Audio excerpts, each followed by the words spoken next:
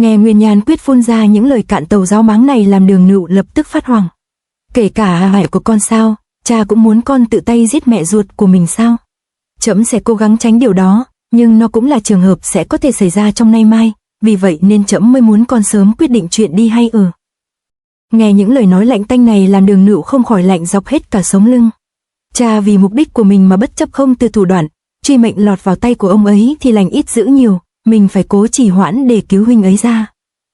Đúng là mê dai thì đầu thai chưa chắc đã hết, Đường Nựu hốt hoảng như vậy thì ra không phải là lo cho Đường Đan Phượng, mà cô ta đang lo lắng cho tên nát rượu bị nhốt trong lao. Còn cần có thời gian để suy nghĩ cho kỹ vấn đề. Đến hôm nay Đường Thập Ngũ đã muốn lấy mạng của trẫm thì hắn sẽ không chờ đến ngày mai, ngày kia để hạ thủ, con cũng vậy, không còn có thời gian để mà do dự nữa đâu. Trẫm chỉ nhắc nhở con là, Nguyên Nhan Quyết này vốn chí công vô tư, thưởng phạt phân minh còn ân tình thì dứt khoát, cho nên dù kẻ phạm tội là máu mủ ruột già ta cũng không có tha đâu. Vì vậy khi đã quyết định thì đừng có mà hối với trả hận, mà chẳng có cơ hội để hối hận đâu. Giờ thì con hãy trả lời câu hỏi của ta, đi hay là ở? Nguyên Nhan Quyết cậy lớn hiếp nhỏ, ông ta cả vú lấp miệng em ép cho bằng được Đường Nựu phải chọn phe. Sự căng thẳng không chỉ có ở Chí Tôn phủ, mà nó còn lây lan đến một nơi ở khá xa, đó chính là Thần Hầu phủ. Sau khi về tới phủ thì Vô Tình lập tức đã đến gặp Gia Cát tiên sinh báo cáo tình hình. Đúng là thế sự càng lúc càng trở nên phức tạp, quá mức cần thiết, thầy trò bọn họ cần phải toan tính để tìm ra đối sách hợp lý vẹn toàn. Thì ra kẻ đứng sau vụ thích sát Sái Kinh lại chính là Nguyên Nhan Quyết, hắn là nguyên soái của Kim Quốc, nhân tính của Lam Nguyên Sơn cũng chính là vì thủ hạ của ông ta tẩy não mà ra. Nghe tin tức nóng hổi mà Vô Tình nói ra làm sắc mặt của Gia Cát tiên sinh đã xấu lại càng thêm xấu, ông ta cũng liền kể chuyện của mình cho Vô Tình nghe. Giờ đến lượt ta nói, nhưng mà con phải chuẩn bị tâm lý cho vững. Số là hôm qua ta đã đi gặp Tô Mộng Trầm, người này quả nhiên là thâm tàng bất lộ và cũng cực khó đoán, lại còn thêm chuyện Bàng Bối đột ngột quay xe. Nghe ông già thuật lại chuyện đã xảy ra ở nhà làm gương mặt của Vô Tình lại càng thêm nặng trĩu, trong lòng của anh ta giờ đây như có 3 cục tạ đè nén khiến anh ta khó thở. 3 quả tạ đó đều có tên tuổi rõ ràng là Bàng Bối, Truy Mệnh và tên xã hội đen Tô Mộng Trầm. Ăn nằm với Bàng Bối đã lâu anh ta biết y không phải là kẻ tự tư tự lợi, càng không phải hạng thấy nguy mà bỏ chạy vắt giò, chắc chắn Bàng Bối có vấn đề gì đó. Để yêu Truy Mệnh thì đến tận bây giờ vẫn chưa biết sống chết ra sao, còn cái tên Tô Mộng Trầm thì là một dấu hỏi to đùng cách mạng. Vô Tình bất ngờ và đăm chiêu chính là điều kiện hợp tác mà Tô Mộng Trầm ra đề với Gia Cát tiên sinh, hắn và Nguyên Nhan Quyết cùng đều có ý dòm ngó mớ của cải của Đường môn. Thật không thể ngờ Tô Mộng Trầm lại cũng giống như Nguyên Nhan Quyết, miệng thì xoen xoét nói lời chính nghĩa nhưng lại chăm đòi đánh chén mớ của cải của anh Ngũ. Tuy cả hai đều là họng lỗ chôn không đáy nhưng Tô Mộng Trầm nếu không kết giao thì hắn sẽ phá cho hôi, còn Nguyên Nhan Quyết nói lời lấp lửng nửa nạc nửa mỡ thật giả lẫn lộn, tính ra thì Tô Mộng Trầm có chút gì đó rõ ràng hơn. Vì chưa từng giáp mặt với Nguyên Nhan Quyết nên Gia Cát tiên sinh cũng chỉ biết bắt mạch đoán mò qua lời kể của Vô Tình, nên trong lời nhận định tất nhiên sẽ có xu hướng thiên vị đối tác của mình. Nhưng tình hình trước mắt khó mà lưỡng toàn kỳ mỹ được, rốt cuộc chúng ta nên chọn bên nào, tiếp nhận hay không thỏa hiệp đây, thật là nhức cái đầu. Ta thấy con bắt đầu có dấu hiệu mệt mỏi vì tăng ca quá sức dẫn đến tâm thần bấn loạn rồi, thôi thì cứ về phòng quay tay nghỉ ngơi thư giãn trước đi, chờ ta đi chốt công chuyện rồi về bàn bạc tiếp. Thế thúc có việc cần phải làm gấp à? Một chuyện cực kỳ quan trọng, đó là thăm nom Du Hà.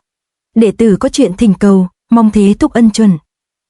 Thấy ông già chuẩn bị đi chơi, Vô Tình liền cất tiếng nói với theo, câu nói đột nhiên nghiêm túc quá mức cần thiết này làm Gia Cát tiên sinh có cảm giác bất an dữ dội. Ông già Gia Cát vốn rất bình dị tiết kiệm đến mức keo kiệt, nhưng hôm nay vì sự thỉnh cầu của Vô Tình nên đột ngột thay đổi thói quen, chuyển từ cưỡi ngựa thỏa dáng sang cảnh lều chóng rình rang. Thì ra Vô Tình khi biết Gia Cát tiên sinh đã bị trọng thương thì trong lòng cực kỳ lo lắng, anh ta sợ rằng nếu ông già cứ bảo thủ như mọi ngày mà để xảy ra chuyện gì thì tình hình lại càng khốn nạn. Thế nên Vô Tình kiên quyết ép ông ta lần này phải đi cùng với đám cấm vệ quân giá áo túi cơm trong phủ, để có chuyện gì còn có đường mà xoay sở.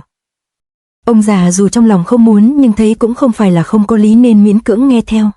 Tình hình càng lúc càng tệ khiến một người bình tĩnh như Vô Tình cũng phải bấn loạn, nhưng nghé non như anh ta bấn loạn là lẽ dĩ nhiên vì đến con trâu già Gia Cát đầu lắc không kêu mà còn bấn loạn nữa là.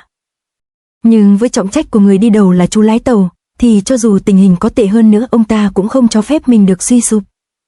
Gia Cát tiên sinh tin rằng chỉ cần mình còn giữ được sự bình tĩnh thì sớm muộn gì cũng sẽ tìm ra cách giải quyết, vì đã được cả đống người bảo vệ Gia Cát tiên sinh đã có thời gian tĩnh tâm cho đầu nhảy số. Ông ta cần thời gian suy ngẫm để chút nữa còn về xảo bài với Vô Tình, hy vọng hai thầy trò sớm có được đối sách toàn vẹn nhất trong thế cục chân vạc này. Lão gian thần Sái Kinh tự tin đã nắm trọn được thế cục nên tỏ ra hào sảng, hắn ok cho Gia Cát tiên sinh được hàng ngày vào thăm ái đồ, nhưng vì thiết thủ quá hung mãnh nên lão cũng cẩn thận bài binh bố trận dày đặc quanh địa lao.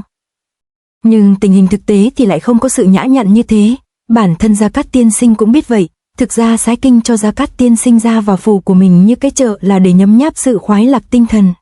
Cửa lao phòng vừa mở ra, Gia Cát tiên sinh lại thêm một lần đau. Ôi trời ơi, Du hả?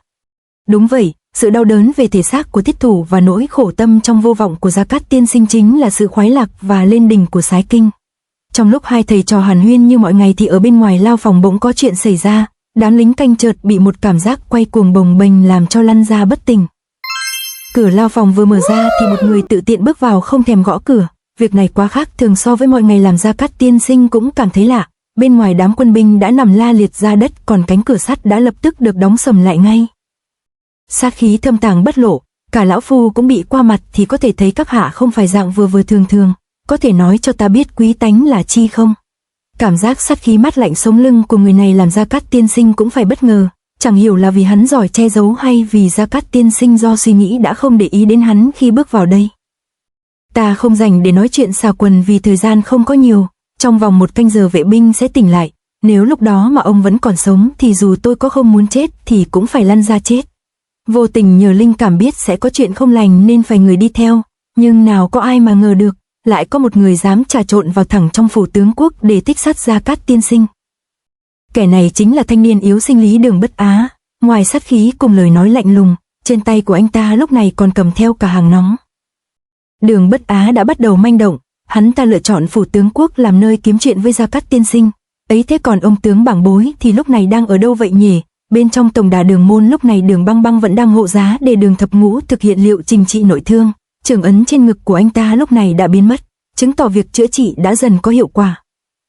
Đã 2 ngày trôi qua rồi, có tin tức gì của Bất Á chưa tỷ? Vẫn chưa có thưa môn chủ, thật không ngờ hắn lại giảo hoạt như thế, không những thoát khỏi tai mắt của tôi cài cắm mà còn ẩn thân mất dạng. Đúng là không ngoài dự đoán của ta, tên tiểu tử này quả là lợi hại hơn những gì chúng ta biết bấy lâu nay. Đường Thập Ngũ nói lời có ý đề cao Đường Bất Á, nhưng Đường Băng Băng thì lại có ý kiến khác. Tôi nghĩ hắn sợ chết nên đã bí mật rời khỏi kinh thành nên mới không ai nhìn thấy. Yên tâm đi, Bất Á nhà ta tuy là quái nhân nhưng hắn luôn trung thành với Đường môn, bổn tọa rất có lòng tin hắn sẽ vui vẻ khi được chết vì Đường môn. Đã tin tưởng như thế tại sao môn chủ còn nghi ngờ hắn tội nghiệp? Nghe Đường Thập Ngũ nói về Bất Á như vậy thì Đường Băng Băng liền hỏi xoáy đáp xoay anh ta luôn.